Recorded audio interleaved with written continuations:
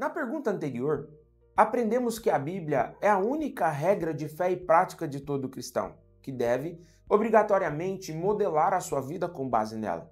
Caso você não tenha assistido ao comentário desta pergunta, pause o vídeo e acesse o link na descrição deste que nós estamos gravando agora.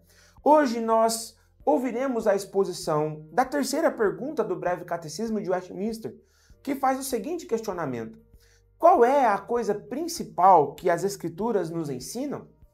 Resposta: a coisa principal que as Escrituras nos ensinam é o que o homem deve crer a respeito de Deus e o dever que Deus requer do homem. O foco dessa pergunta é demonstrar qual é a principal coisa que as Escrituras nos ensinam. Isso nos leva a entender que há várias coisas que a Bíblia nos ensina, mas que existe uma que é principal. Isso nos leva a crer que a Bíblia ela é suficiente para nos conduzir em nossas vidas. Porque a Bíblia ela não é uma antologia de obras que foram extraídas de uma coleção maior. Ela não é uma mera seleção de um grande volume de escritos de Deus. Na verdade, a Bíblia é o número total dos livros que Deus inspirou e que estão preservados para a sua igreja, não havendo nenhum outro livro fora da Bíblia que receba esse título de Palavra de Deus. A implicação direta desta afirmação é que a Bíblia é suficiente para nos conduzir em nossa jornada cristã, porque ela é um manual completo de doutrina, de prática eclesiástica e de vida cristã. Apesar disso, ela não é exaustiva, já que ela não é um livro de história, ela não é um livro de economia e também não é um livro de ciências, por exemplo. Isso não quer dizer, porém, que ela não tenha orientações também para essas áreas. Por falta de clareza quanto a este assunto, há uma grande confusão entre cristãos, que é suscitada pelo fato de alguns quererem encontrar respostas na Bíblia para todas as decisões de sua vida, ignorando que, em questões onde não há escolha moralmente certa ou errada, como, por exemplo, escolher morar numa cidade ou em outra, não devemos imaginar que uma dessas escolhas seja inaceitáveis a Deus.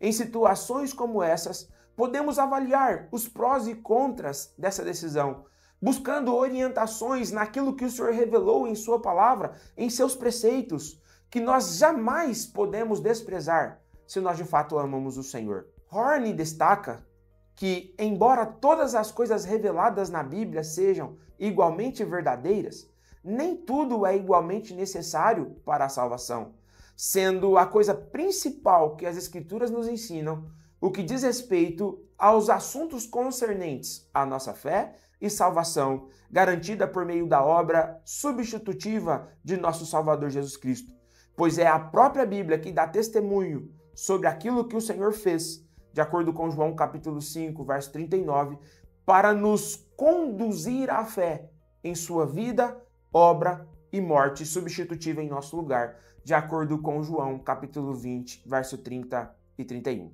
A palavra de Deus nos ensina duas coisas extremamente importantes à nossa vida e fé.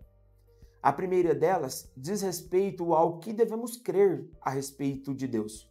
Atualmente, há um anseio pluralista em muitos que se dizem cristãos, consolidados através de vários ditados populares falsos que trazem a ideia de que o conteúdo da fé não é algo importante para a igreja, já que, segundo esse entendimento, o que importa é a sinceridade do coração daquele que está adorando.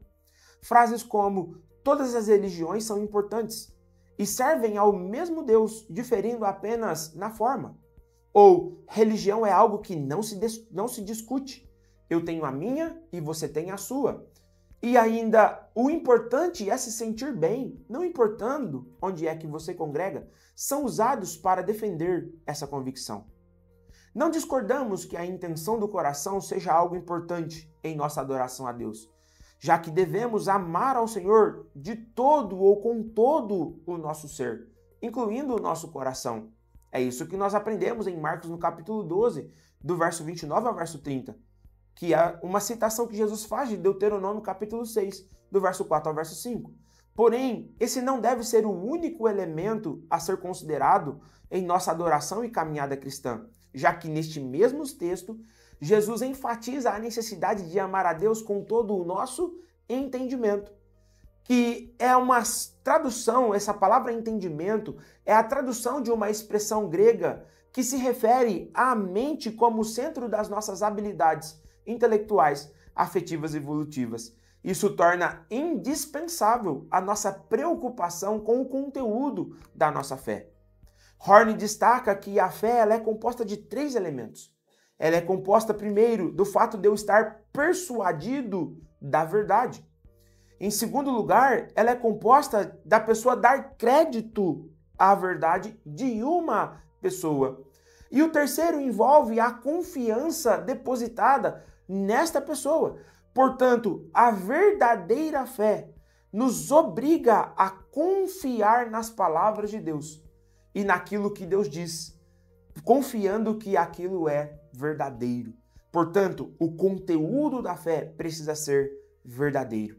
Em outras palavras, a fé salvífica envolve a notícia, que se refere justamente ao seu conteúdo, tornando indispensável o conhecimento das doutrinas centrais do cristianismo.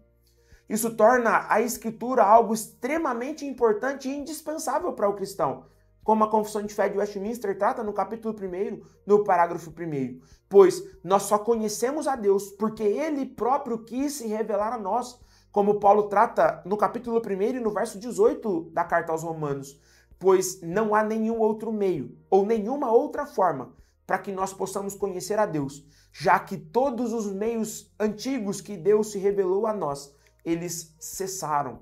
É isso que Hebreus capítulo 1, do verso 1 ao verso 3, nos é dito. Deus teve que revelar a si mesmo para que nós pudéssemos em algum momento saber como Ele é, diz um comentarista.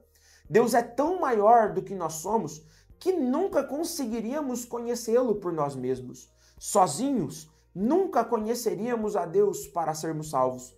O conhecimento dele permaneceria escondido para sempre se ele não tivesse se revelado. Portanto, como vimos na pergunta anterior, a Bíblia, não a nossa razão, ou qualquer outro livro ou experiência pessoal, é a regra suprema para nos conduzir em nossas vidas. Essa é a razão pela qual a Reforma Protestante deu primazia à exposição da Escritura no culto público, uma vez que a pregação do Evangelho é o meio pelo qual a sua verdade ou a verdade de Deus é mais eficazmente levada para confirmar os corações e as consciências dos homens. O grande desafio de todo cristão é aprender o conteúdo de uma fé verdadeira e, ao mesmo tempo, não ser um mero ouvinte das pregações dominicais, para que não nos enganemos a nós mesmos. É isso que Tiago diz no capítulo 1, no verso 22 da sua carta. Essa é a segunda coisa principal que as Escrituras nos ensinam, o dever que Deus requer do homem. Na teologia, 2 palavras gregas são usadas para demonstrar o que está sendo abordado. A primeira delas é ortodoxia, e é composta das palavras ortos, que significa reto, verdadeiro ou correto, e doxia, que é fé ou crença. E se refere ao conteúdo da fé, que deve ser verdadeiro e segundo os padrões da palavra de Deus. A segunda é ortopraxia, que também é composta das palavras ortos, reto, verdadeiro e correto, e praxis, que poderia ser traduzido por prática ou ação, e se refere à prática da igreja que não pode ser negligenciada em nossa vida, pois uma fé que não é posta em prática, ela é morta em si mesmo, nos diz Tiago. A cidade de Éfeso é um exemplo de uma ortodoxia e uma ortopraxia desalinhada. Apesar de ter sido uma cidade extremamente idólatra, quando Paulo prega o evangelho ali, vários moradores creram nas palavras de Paulo e, por consequência, trouxeram seus livros de ocultismo e magia negra para serem queimados em praça pública. Isso está registrado em Atos dos Apóstolos, no capítulo 19, do verso 17 até o verso 19. O reboliço causado pela palavra de Deus através da pregação de Paulo foi tão grande que o apóstolo dos gentios passou ali 3 anos ensinando os novos convertidos sobre os fundamentos do cristianismo. Isso está no verso 20. O avanço do evangelho naquele lugar fez com que os presbíteros da cidade fossem orientados por Paulo quanto ao cuidado que deveriam ter para evitar que falsos mestres entrassem dentro da igreja e desviassem a igreja do Senhor da verdade. Atos registra isso no capítulo 20, no verso 38, verso 28 ao verso 31. Mas, infelizmente, a liderança da igreja não foi cuidadosa o suficiente para impedir que estes lobos vorazes, como Paulo chama, dissuadissem alguns membros da verdade. Ao tomar ciência dessa situação, Paulo envia uma carta para corrigir os desvios doutrinários daquela igreja. E cerca de 3 anos depois, ele envia o próprio pastor Timóteo, que era um jovem pastor, seu filho na fé, para conduzir aquela igreja novamente aos trilhos da ortodoxia. Mas 40 anos depois, o Senhor Jesus Cristo envia uma nova carta a esta igreja. E essa carta é enviada por meio do apóstolo João. Essa carta está registrada em Apocalipse capítulo 2, do verso 1 ao verso 7. Ali o Senhor faz elogios à firmeza doutrinária daquela igreja. Isso fica claro nos versos 2 e no verso 3. Mas ele denuncia que, apesar daquela igreja ser uma igreja fiel teologicamente, ela havia abandonado o seu primeiro amor. Então o Senhor ordena que os membros daquela igreja se lembrassem de onde eles haviam caído, que eles se arrependessem dos seus pecados e voltassem às práticas das primeiras obras. Caso contrário, o Senhor moveria o candeeiro daquele lugar, o que significa que o Senhor enviaria juízo contra aquela igreja.